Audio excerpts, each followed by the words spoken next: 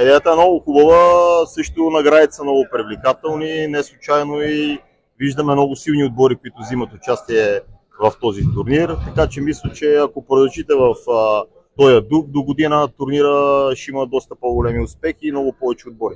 Много добра организация, много хубаво време, което ви помага. Двама съдии, които се грижат постоянно за снимане на мачовете, осигурена информация в реално време. Смея да твърдя, че много сте се постарали и сте направили един страхотен футболен празник днес в сърцето на София.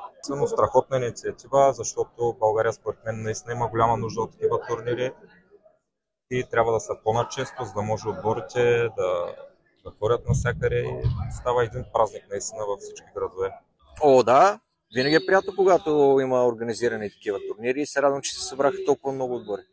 Трябва да има повече такива инициативи, по-често даже, мен ако питате, защото такива турнири събират много хора и много отбори, не само от София, от цяла България.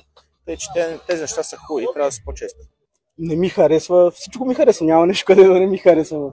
Лигата важно е да има спортменство, като повечето отбори са спортсмени. Познаваме се също, няма напрежение да се караме, да има къвги. Терена е супер, има доста хора, организацията е стабилна, вижда се.